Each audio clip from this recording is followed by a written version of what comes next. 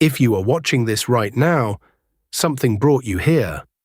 Maybe you typed something into a search bar at midnight. Maybe someone sent you this without explanation. Maybe you cannot say exactly why you clicked. What if the thing that breaks you is also the thing that opens you? CNQ, what if the crack is not the wound, but the doorway? You are going through something, or you came through something, or you are about to, and you are looking for proof.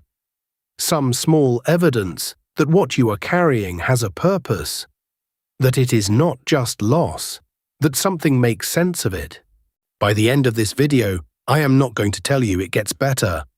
I am going to tell you something stranger than that, and truer. There is a line, often attributed to Leonard Cohen, that says, "There is a crack in everything. That's how the light gets in." Most people hear this as poetry.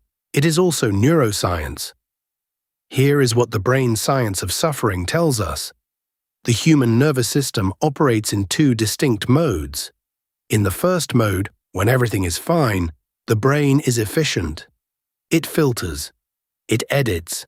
It decides what matters and what does not. It keeps most of the world out, because if it let everything in, you would be overwhelmed.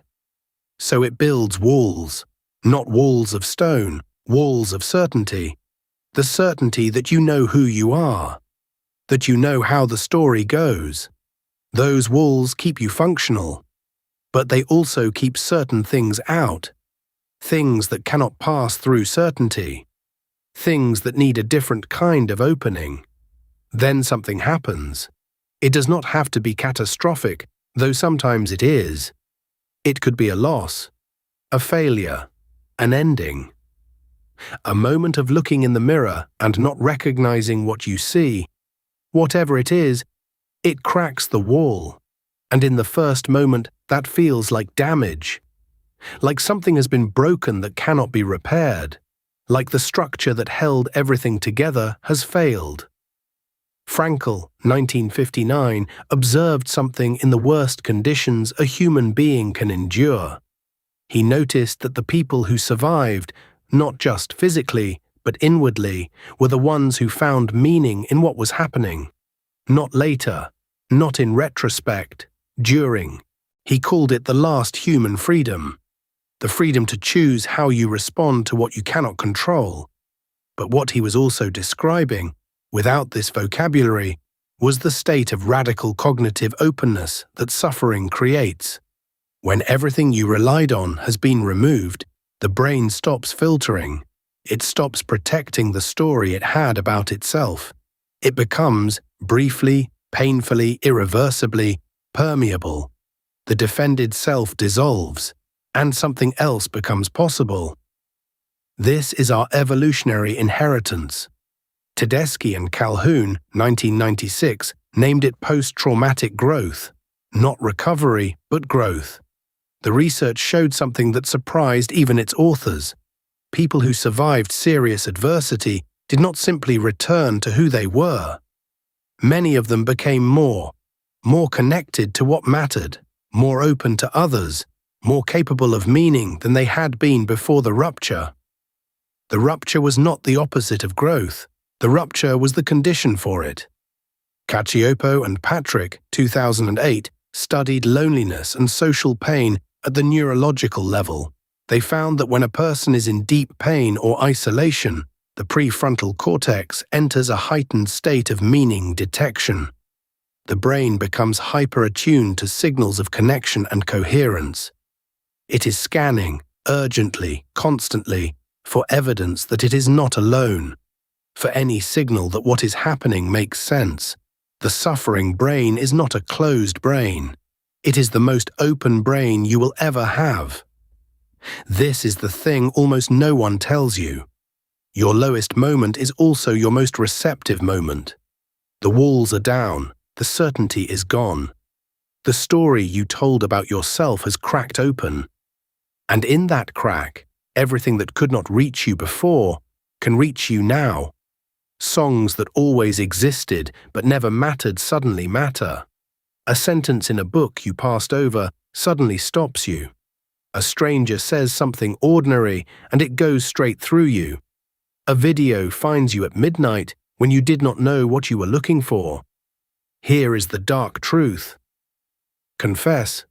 Most people, when they feel this openness, this tenderness, this crack, do everything they can to close it back up.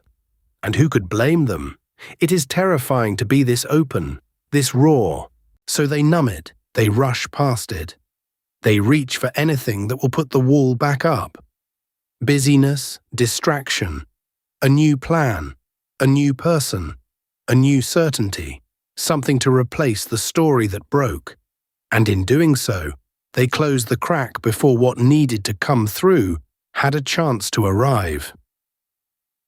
The paradox is this: the thing that feels like your most damaged state is actually your most available state.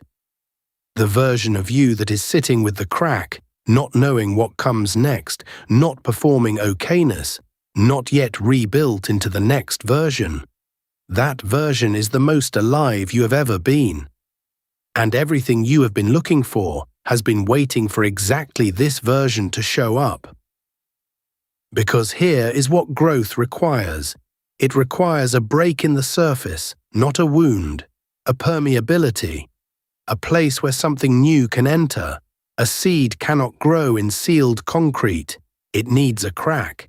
It needs exactly the kind of rupture that feels, from the inside, like damage. And that is what you have right now, not a flaw in your foundation, but an opening in your wall. Breathe. I want to say something directly to you, not to a general viewer, to you, the one watching this at this specific moment. What you are carrying is real. The weight is real. The confusion is real. The feeling that you do not know how to be okay right now is real. And all of that is true. And none of that is the whole story. Because this is also true, the fact that you are here, watching something, reaching for meaning, even when meaning feels far away, is the most human thing you can possibly be doing. It is evidence not of your brokenness, but of your aliveness. The search for meaning does not happen in people who have given up. It happens in people who are, against everything, still here. Frankl wrote, "Suffering ceases to be suffering at the moment it finds a meaning. Not when it ends, not when it heals. At the moment it finds a meaning, and this, right here, is a meaning. You reached for something. Something reached back. That is not nothing. That is everything. The neurological reality of what is happening to you right now. If you are in pain, if you are lost, if the wall has cracked, is that your brain is running the deepest search the human nervous system can run. Not for information, for coherence, for the sense that what happened can be arranged into something real. Something you can live from rather than just survive. That search brought you here. Not chance, not the algorithm. The deepest part of you, the part that refuses to stop looking, found this.